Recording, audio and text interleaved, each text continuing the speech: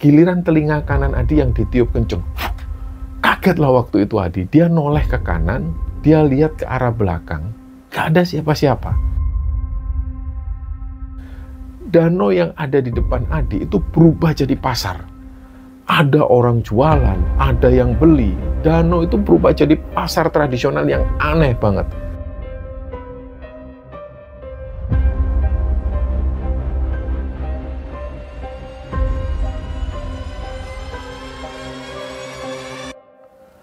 Bismillahirrahmanirrahim. Assalamualaikum warahmatullahi wabarakatuh. Sobat Kembara Sunyi dimanapun teman-teman berada. Pada kesempatan kali ini kami akan membagikan kisah yang dikirim oleh Sobat Kembara yang bernama Adi yang asalnya dari Bogor, Jawa Barat. Sebelum kita masuk ke ceritanya, untuk teman-teman yang nonton tayangan ini dan belum subscribe, jangan lupa untuk subscribe lebih dulu agar channel Kembara Sunyi ini lebih berkembang lagi dan kami lebih bersemangat lagi dalam membuat konten-konten terbaru di Kembara Sunyi. Dan untuk teman-teman yang telah mendukung kami sejauh ini, kami mengucapkan terima kasih banyak. Semoga amal kebaikan teman-teman dibalas kebaikan berlipat oleh Allah Subhanahu wa Ta'ala.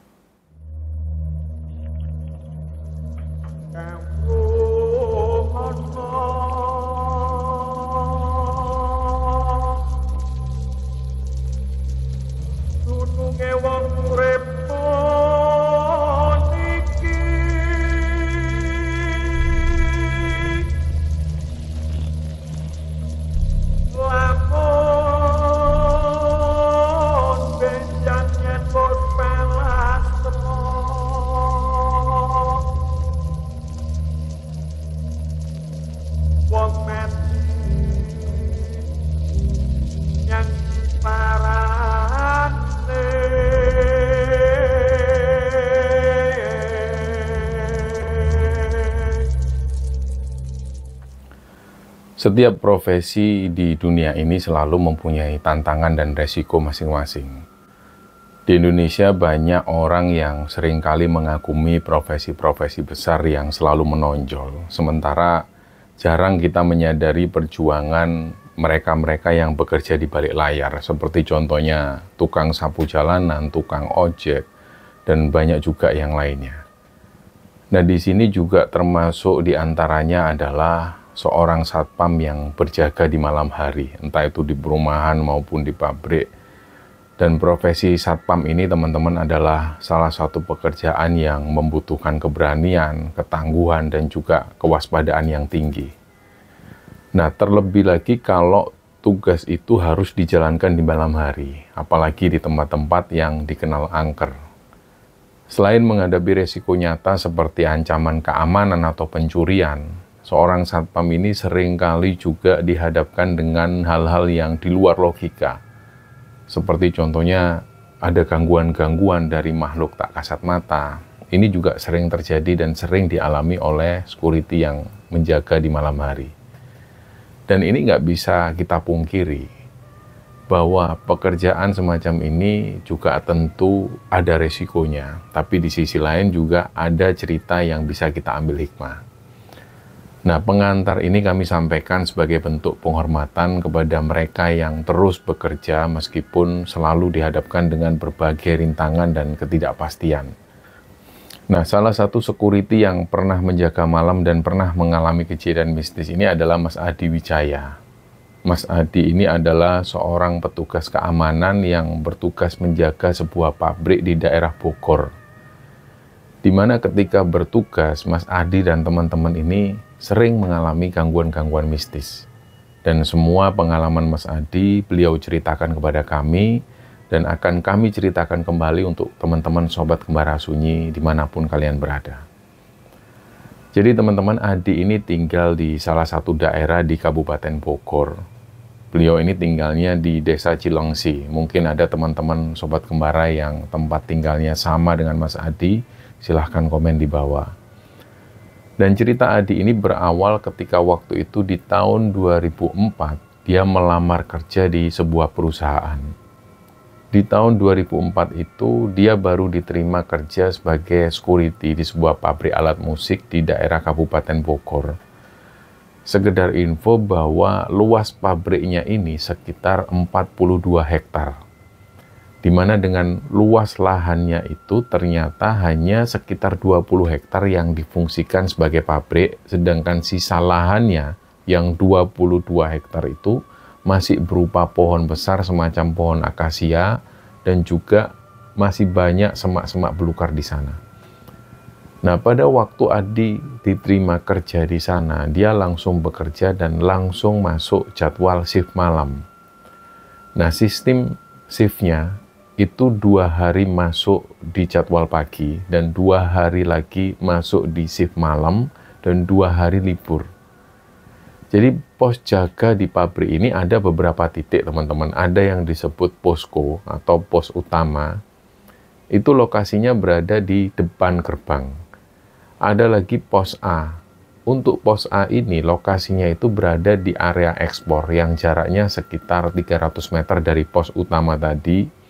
Terus ada juga pos C yang posisinya di ruang pengeringan bahan kayu untuk produksi. Terus ada lagi yang namanya pos sawmil yang lokasinya berada di gudang sawmil. Nah, untuk pos sawmil ini lokasinya itu di belakang dan berbatasan dengan pohon-pohon besar dan semak-semak. Selain itu ada lagi pos F. Untuk pos F ini lokasinya berada di area limbah dan di situ ada danau kecil yang di sekitar danau itu ditumbuhi pepohonan besar dan semak-semak. Nah, pada malam itu kebetulan Adi ini ditempatkan di pos A. Selama dia menjaga di pos A itu, tugas Adi ini mengawasi area ekspor. Area ekspor ini bisa dibilang cukup rawan karena banyak barang produksi siap ekspor yang posisinya itu berada di luar gedung. Dan cuma dilindungi dengan atap besar kanopi supaya nggak kena hujan. Nah, area ini itu rawan kecolongan. Dan awal-awal bertugas di situ, Adi ngerasa biasa aja, nggak ada yang aneh dan nggak ada kejadian-kejadian janggal. Hari-hari selanjutnya, Adi bertugas seperti biasa. Dia ditempatkan di tempat yang berbeda-beda. Dan dia dari situ mulai kenal dengan petugas keamanan yang lain. Dia juga mulai kenal dengan senior-seniornya sesama security di sana. Dan selama beberapa minggu kerja di sana, Adi ini belum pernah mengalami kejadian aneh. Dia juga nggak pernah mendengar cerita-cerita horor dari teman-temannya maupun dari senior-seniornya. Jadi Adi itu waktu itu kerja ya seperti biasa aja. Nah, tapi setelah kira-kira 1 bulanan dia kerja di sana, mulailah dia mengalami kejadian janggal. Ceritanya waktu itu Adi ini kebagian tugas jaga malam. Dia sudah tahu jadwal malam itu dia akan ditempatkan di pos F. Seperti yang dijelaskan di awal bahwa lokasi pos F ini berada di area limbah di belakang pabrik. Dan di situ ada sebuah danau kecil yang dikelilingi pepohonan-pepohonan besar. Pos ini sebutannya itu pos monyet. Pos monyet itu pos pengawasan yang tingginya itu sekitar 3 meteran terbuat dari bahan besi. Jadi untuk menuju ke pos monyet ini harus menaiki tangga besi lebih dulu. Dan setiap kali menaiki tangga itu selalu menimbulkan suara dang, dang, dang. Nah, pas awal-awal tiba di pos monyet ini ya seperti biasa dia sambil melihat situasi di sekitarnya. Di situ Adi melihat di area danau dan juga di sekitar area dekat pagar untuk memastikan bahwa semuanya aman. Perlu diketahui bahwa di zaman-zaman itu belum ada smartphone seperti sekarang. Jadi ya hiburannya paling cuma ngopi sambil ngerokok dan menikmati suasana malam di sekitar sana. Palingan kalau mentok dia ini bosen, dia mainan game ular di HP Nokia-nya waktu itu. Nah, kondisi waktu itu sudah masuk sekitar jam 12 malam. Adi ini posisinya lagi ngerokok sambil memantau di area sekitar. Terus tiba-tiba telinga Adi itu berdengung. Dan itu lumayan bising juga dengungannya. Adi ini sempat panik. Dalam hati dia itu sempat bilang, waduh ada apa ini? Nah, nggak lama setelah itu tiba-tiba dari arah danau itu muncul sosok perempuan parubaya bersama seorang anak kecil. Busana mereka itu aneh banget. Jadi perempuan ini busananya itu pakai jarik dan bawahannya itu kain. Sedangkan sosok anak kecil ini pakai semacam kain putih yang dililit dari pinggang sampai ke paha. bisa dikatakan semacam popok gitulah. Dan seketika itu juga Adi ini kaget bener. Dia nggak bisa ngapa-ngapain waktu itu. Badan Adi ini langsung kaku. Nah di situ otomatis Adi ini memperhatikan karena dia pandangannya itu menghadap ke arah danau. Dia memperhatikan dua sosok ini, mereka itu gandengan tangan. Jadi mereka itu keluar dari danau terus menuju ke arah Adi. Karena Adi posisinya ada di atas pos, jadi dua sosok ini itu jalan lewat persis di bawah Adi. Dan pas diperhatikan oleh Adi, mereka ini jalan sampai nembus tembok belakang. Nah, setelah kejadian itu, Adi ini baru paham bahwa ternyata tempat ini angker juga. Nah, kenapa Adi itu bisa ngelihat dengan jelas penampakan dua sosok tadi? Karena di situ ada dua lampu sorot, yang satu mengarah ke arah pagar, dan satunya lagi lampunya itu mengarah ke arah danau. Nah, tapi jujur setelah mengalami kejadian mistis itu, Adi ini nggak takut sama sekali. Dia mengakui bahwa waktu itu dia cuma kaget, karena ini untuk pertama kalinya dia dilihatin sosok makhluk halus. Setelah sebulan lebih dia kerja di sana, nggak ada apa-apa. Nah, pada akhirnya kejadian yang dialami Adi ini diabaikan gitu aja. Dia juga nggak pernah cerita ke teman-teman security yang lain. Dan nggak beberapa lama setelah kejadian itu, Adi ini dioplos sama rekan kerja yang lain. Memang tiap bulan atau beberapa waktu mereka selalu dirotasi posnya. Adi dipindahkan ke pos utama yang posisinya di gerbang pabrik. Sedangkan di pos belakang dijaga oleh rekannya Adi yang lain. Nah, waktu pun berjalan seperti biasa. Di situ Adi jaga pagi dan selalu jaga malam juga. Ini berjalan sampai sekitar 4 bulanan. Dan selama 4 bulan itu ya aman-aman aja, nggak pernah ada kejadian janggal ataupun mistis. Barulah setelah 4 bulan itu dia dapat gangguan lagi. Hari itu Adi ini dapat tugas jaga malam, dan kebetulan juga malam itu malam Jumat. Kondisi cuaca hari itu memang dari sore sudah hujan. Nah, Adi waktu itu ditempatkan di pos F, pos di belakang yang menghadap ke danau itu. Kira-kira waktu itu sekitar jam 9 malam. Ya, yang bisa dilakukan oleh penjaga di sana ya seperti biasa, palingan mereka ngopi dan ngerokok sambil mengawasi di setiap jengkal area. Nah, waktu itu Adi ini lagi santai. Dia sambil ngopi dan ngerokok, terus kok tiba-tiba telinganya itu ada yang niup. Dan itu kenceng banget tiupannya. Ya bener-bener kayak ada orang di sebelahnya yang niup kupingnya Adi. Tapi pas Adi noleh ke samping, gak ada siapa-siapa. Dia sudah merasa gak nyaman waktu itu. Dan gak lama, gak sampai 10 detik. Giliran telinga kanan Adi yang ditiup kenceng. Kagetlah waktu itu Adi. Dia noleh ke kanan, dia lihat ke arah belakang. Gak ada siapa-siapa. Dalam hati Adi ini berkata, ini siapa lagi yang ganggu? Waktu itu Adi ini sambil bingung. Jujur waktu itu dia bingung. Dia celinguk kanan, celinguk kiri. Adi masih terus seperti itu. Noleh kanan, noleh kiri. Tiba-tiba ada yang niup telinganya lagi. Dari situlah Adi ini langsung panik. Tanpa pikir panjang, dia langsung menuruni tangga pos. Dan langsung dia bergegas ke pos Samil. Di pos Samil ini posisinya berada sekitar 200 meter dari pos tempat Adi jaga tadi. Dan ketika sampai di pos Samil itu, sialnya teman Adi yang namanya Tommy ini nggak ada di pos itu. Akhirnya Adi langsung cepet-cepetan lagi menuju ke pos rekannya yang lain, namanya Angga. Nah, posisi Angga waktu itu lagi jaga di pos A di area ekspor.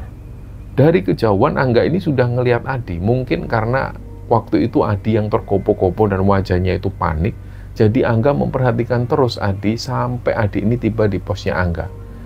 Dan begitu sampai di posnya Angga, Adi ini langsung ngomong ke Angga, waduh, aku barusan digangguin di pos sana, Angga.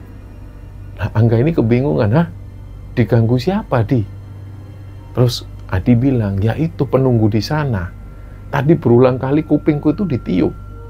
Nah, dari situ Adi ini terpaksa ninggalkan posnya, dan akhirnya Adi dan Angga itu jaga berdua di posnya Angga. Singkatnya malam itu Adi ikut jaga di posnya Angga sampai pagi hari. Dan sampai pagi hari nggak ada lagi gangguan-gangguan di pos itu. Dan setelah mengalami 2 kejadian di pos dekat danau itu, Adi ini jadi mikir-mikir. kalau nantinya dia tugas jaga di pos F itu lagi, ini harus bagaimana? Apa yang harus dia lakukan?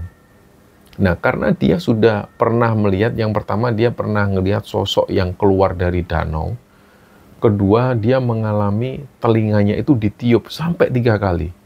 Nah, di situ Adi mulai mempersiapkan mentalnya lagi. Semakin hari dia semakin giat, dia semakin semangat, nggak malah nyerah.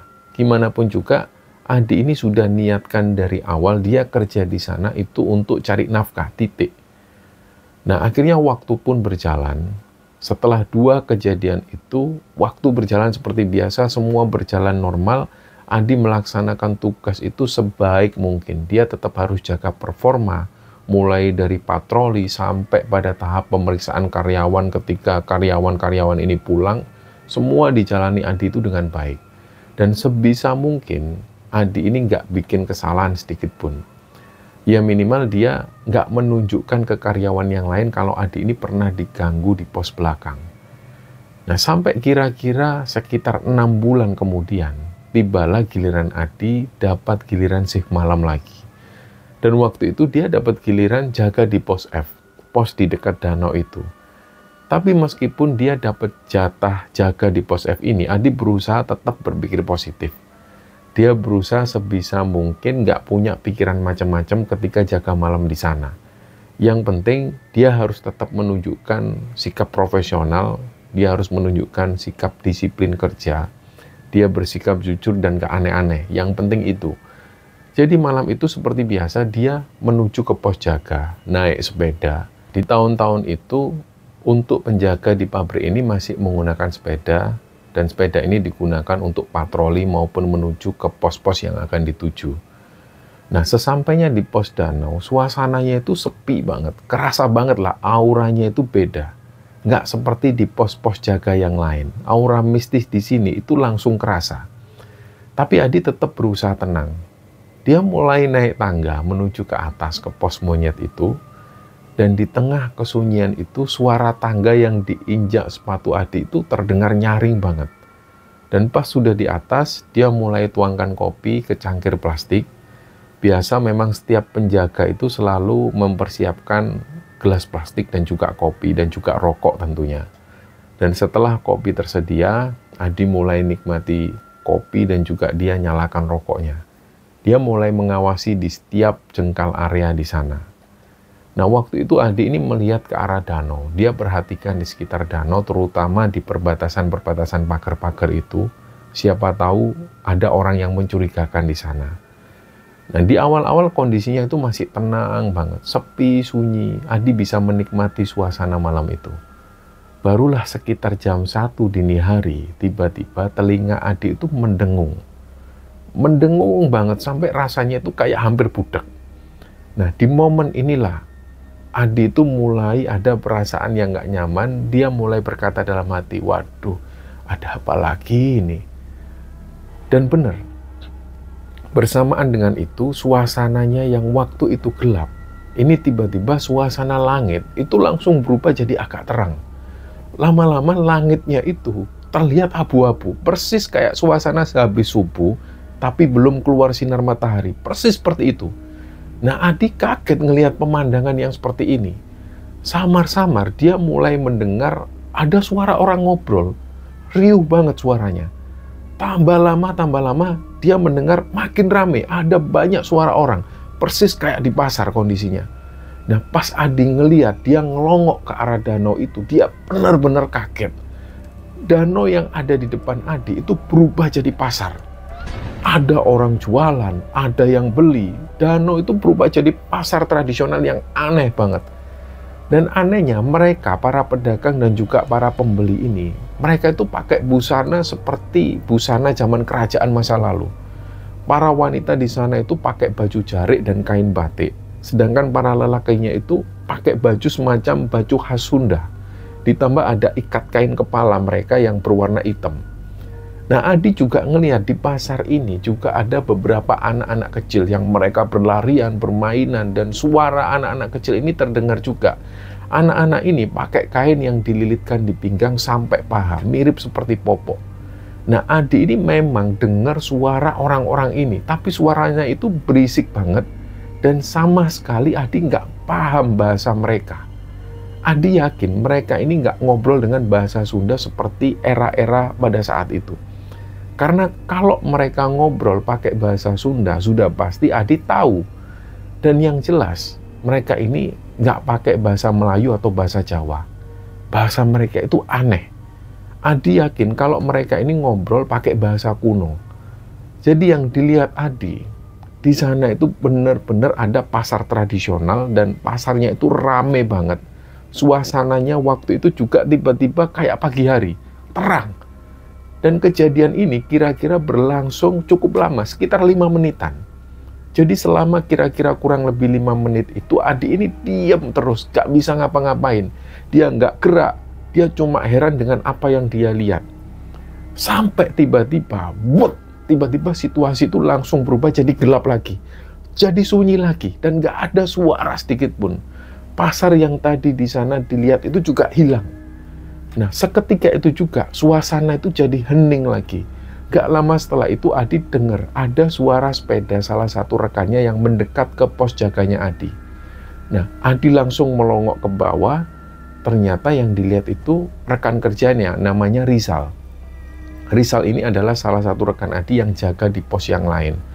Nah, di situ Adi langsung ceritakan hal ini ke Rizal. Saking takutnya Adi waktu itu. Nah, setelah mendengar cerita dari Adi, Rizal itu bilang ke Adi, memang di area danau ini sering ada penampakan pasar setan. Rizal juga bilang, di pasar setan itu, baik pedagang maupun pembelinya, mereka semua itu pakai busana kayak orang zaman dulu. Nah, di sini Adi nggak bisa ngomong apa-apa lagi, karena Adi belum sempat cerita semuanya ke Rizal. Rizal ini kok malah sudah bisa menjelaskan semuanya. Adi tanya ke Rizal, "Loh Zal, kamu sendiri tahu dari mana Zal kalau di sini ada pasar setan?" Terus Rizal bilang, dulu di sini ada security yang pernah mengalami hal itu pas jaga di pos ini juga. Dia juga pernah diperlihatkan penampakan pasar gaib di pos itu. Danau ini berubah jadi pasar. Dan pada saat itu orangnya atau security-nya itu sudah nggak kerja di situ lagi. Nah, setelah mendengar cerita dari Rizal tentang pengalaman mistis satpam lainnya di pos itu, Adi mulai menganggap bahwa rekan-rekan sesama security ini ternyata sudah tahu bahwa pos F ini memang angker. Jadi setelah itu Adi menganggap hal ini selesai. Dia nggak mau cerita panjang lebar ke rekan security yang lain. Adi jadi mikir, kenapa kok senior-senior Adi ini nggak pernah cerita soal ini? Apa mungkin mereka menganggapnya hal ini adalah hal yang biasa? Dari situ Adi pun juga mulai menganggap hal ini secara biasa dan nggak perlu dibesar-besarkan.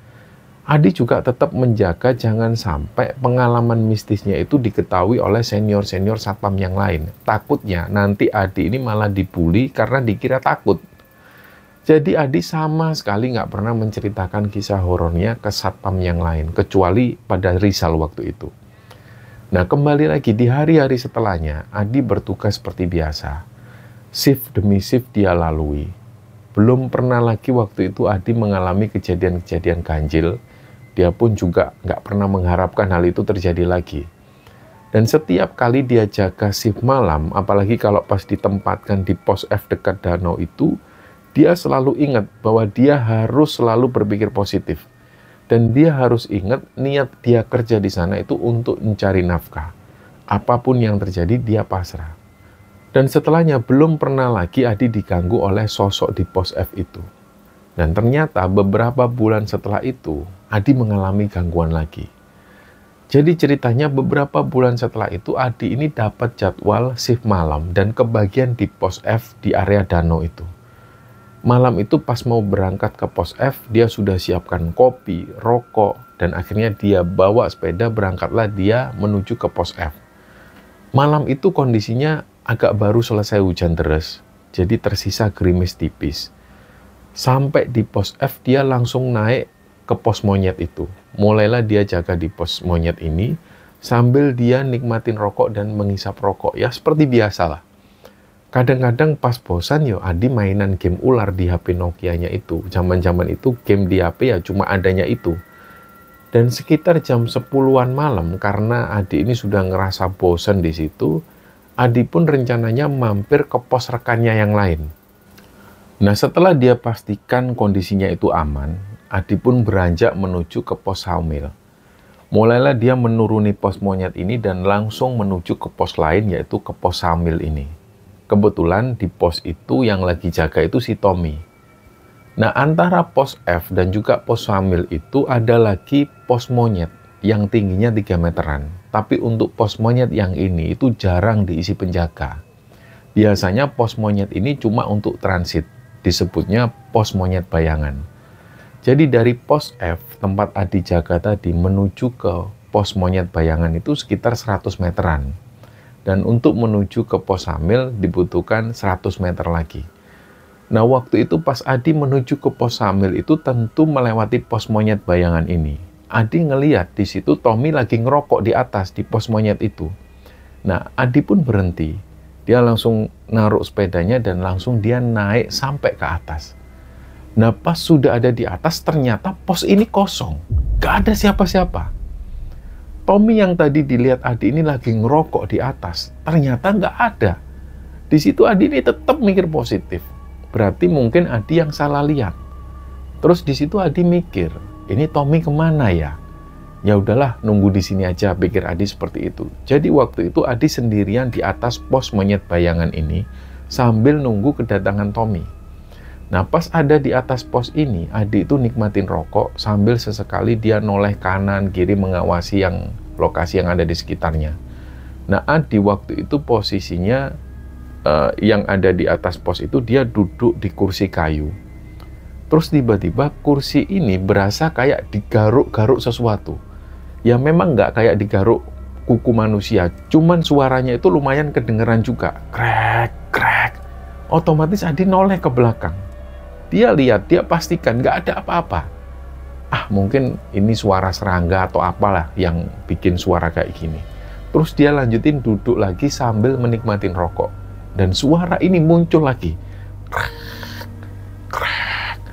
Makin lama makin didengar, ini suaranya kok memang kayak orang yang lagi garuk-garuk kayu. Nah, di pos ini kan gelap, nggak ada lampu. Jadi Adi langsung nyalakan korek api dan ngelongok ke bawah kolong kursi kayu itu.